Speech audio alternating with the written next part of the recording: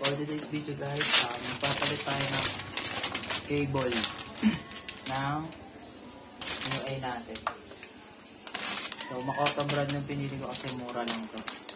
Ang mga kailangan, syringe, size 4 to.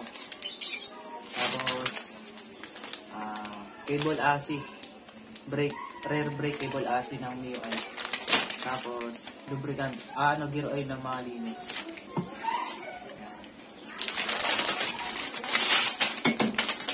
$85 lang ata bili ko dito. Gagawin ko lang dito guys, kaya may ano tayo, may syringe. Kaya ilulubricate ko siya para mas tumagal yung buhay niya.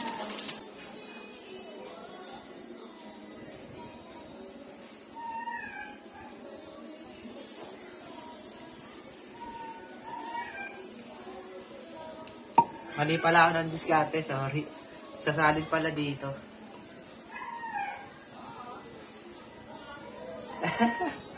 Epic fail ang puta, tumapong pa. Awi. First time kasi. Ayan, tumapon na, reset.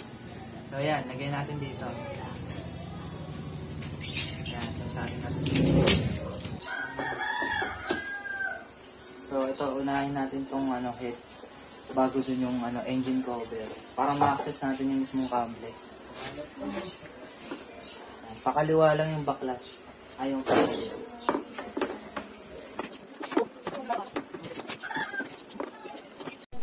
Gis, tanggalan natin to.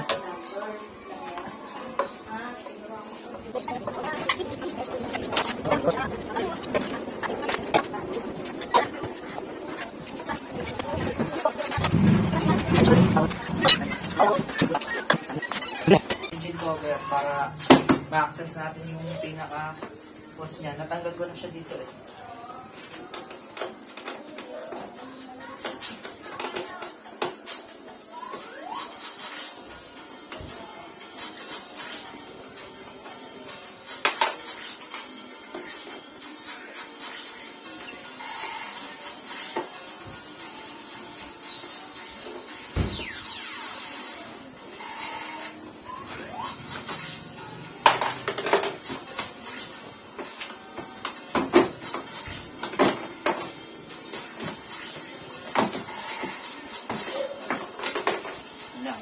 Diba?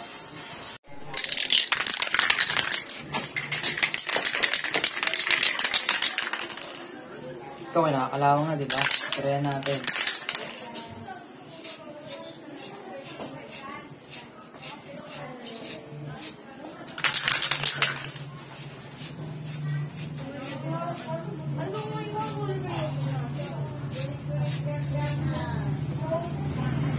Ayan, diba? Ayan o. Para papangalagaan natin yung chassis. So ito, papakita ko yung bakit ko siya papalitan. Hindi lang basta-basta o trip nyo lang. Tingnan nyo. Ayun o. Nakikita nyo? So yan, kung bakit siya maganit, tas tuyo na. So yun, sa katagalan kasi punit na rin yung kable. No? Ano na rin siya talaga kahit anong adjust ko, hindi ko makapit. Isa rin ito kasi sa isang rason eh. Bago lang yung rear brake ko pero ang hina talaga ng preno. Ayun nga siya yung rason niya yun. Butas na at baluktot na. Ayun, sinira na ng kalawang. Kaya na-advise ko, lagdagan nyo yung lubricate yung papalit nyong bago. So magkasing haba lang to. Sobrang worth it na to, sana tumagal din siya. 85 pesos lang to sa Shopee, Makota brand. Pares lang sila ng kapal. Ayan. Try na natin to. Kabit. Kung ano lang din pala yung ginawa niya sa una, paano niya siya binaklas, sundan nyo lang din yun para hindi kayo malito. Ayan.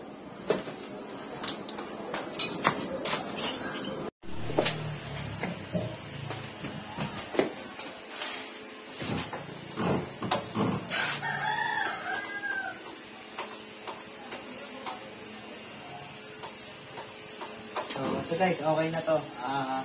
Ayan, na-prime na siya.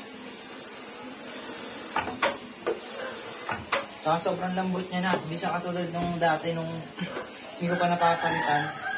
Sobrang ganit. Yun nga kasi mapuputol na pala yung couplet. Na in-orderan ko na buti agad sa Shopee. Yan. So, tapos na to. Tapos babalik na lang ulit natin yung mga binaklas natin. Ilang, ganun lang kadali. Sundan nyo lang yung tutorial ko. Tapos kung yung iba-iba voice over ko na lang. Sobrang dali lang naman niya. Wala siya, hindi siya masyadong technical. Dito lang ingatan yung dito mag-backlas. Tandaan nyo lang yung mga binaklas na dito sa harapan. Wala namang wiring dyan. Ito lang yung plug and play lang siya. So, yun lang. Ilalagay ko na lang din yung link ng na cable na kinabit ko sa Shopee. Yung cable na kinabit ko sa Shopee pala. Bubulol pen. Kaya nyo na. First time pa lang. First vlog ko pa na to. Dito about sa motor. Sunod naman yung magneto, kukulayan natin. Ayan, inantay ko pa yung order ko. Yung na lang kulang ko, yung pintura, high temp. So, ayun lang guys. Kung nagustuhan yung video ko, subscribe lang kayo. Kung hindi, okay lang din. Tsaka comment lang kayo kung ano yung mga hindi ko nagawan tama. Okay lang yan. Hindi naman ako pro-mechanic eh. Ayun lang, bye.